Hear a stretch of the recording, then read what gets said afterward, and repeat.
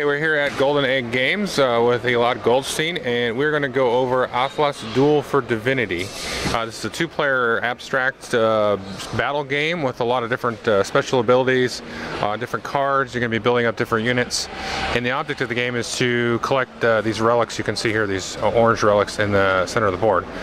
So Elad, give us a quick review. Yeah, so basically Atlas is a game about two demigods that meet up for a final challenge to prove their adulthood and they are be worthy to be a god.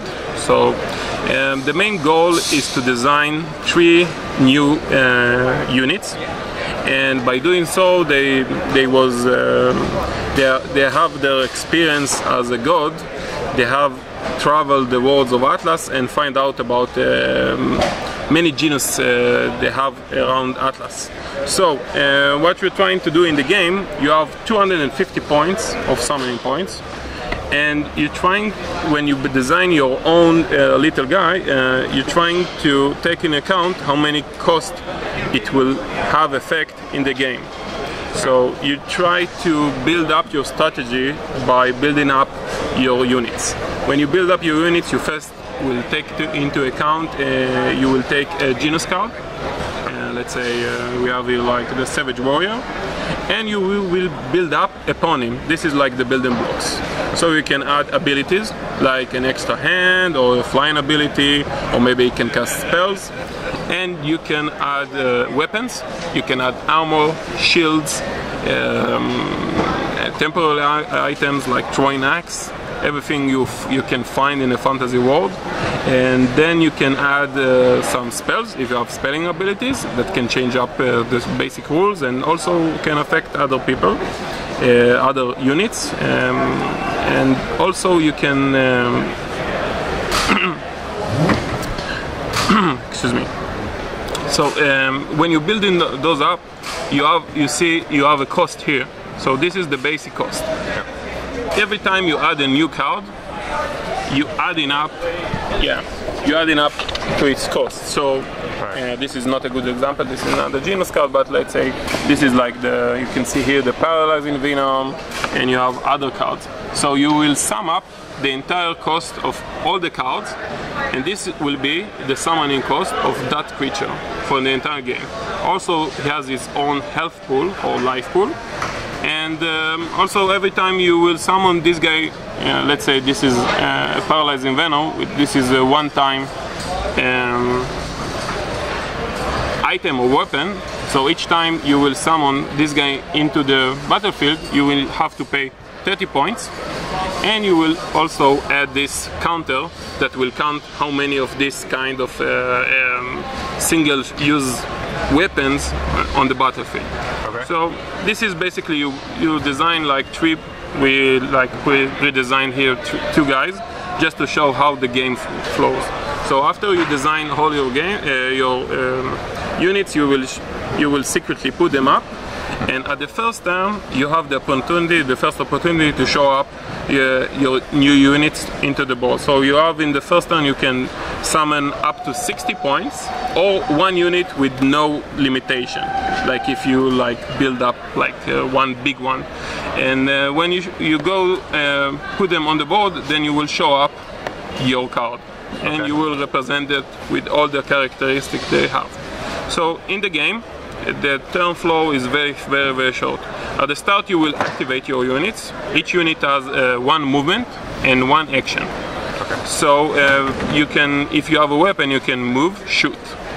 Or sometimes you can do like a more complex action by using both movement and action to activate like special abilities that you acquired while you design your own unit. Right. So you have you will activate those miniatures, trying to basically the whole soul of the game is to get with 1 unit 2 relic pieces. Once you complete this task, then you win. Okay. This is the whole purpose of the game. Okay. And in the turn you will activate your units. Then you can you will have a short at the start you will have a short cleanup phase when you remove like temporary effects, like if this one was like affected by paralyzing venom, then you need to move it because it has one turn effect. Gotcha. So you will have a short cleanup, you move them, and then you will summon more units. Okay. You can summon 1 unit every turn. Okay. And when I finish my turn, it's your turn.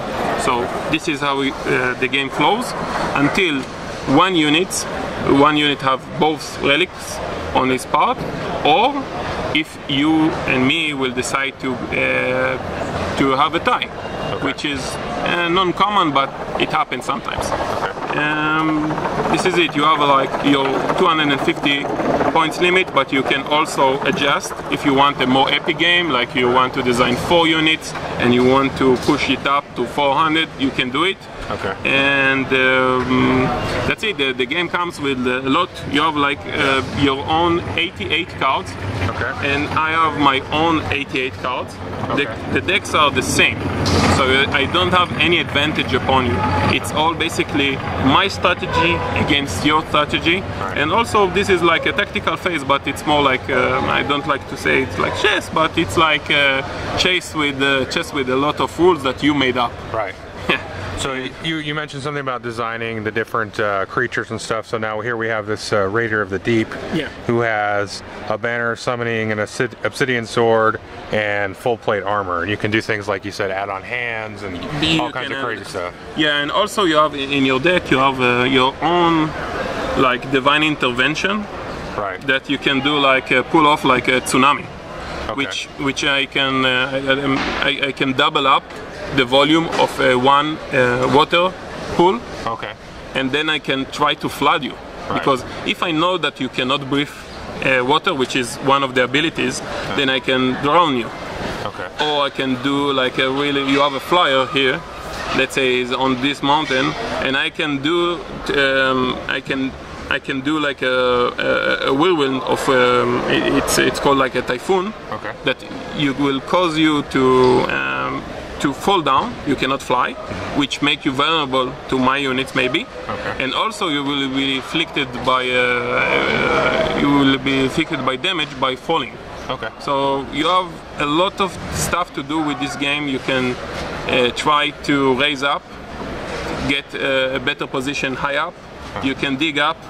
You can dig up holes, okay, that can do like a natural barrier that people cannot go over, so you can try to manipulate your opponent, trying to maybe have a decoy while you are trying to rush out and get the other heroic point. So this is basically in a nutshell the game, but you have many rules about very little rules about how to design, right, your units, but the tactical phase is very simple. You do your turn, it came up very shortly, very quickly. It's 45 minutes after you design the game, you design your characters, and that's it. It's a very, very intuitive game that enables everybody to make his own units.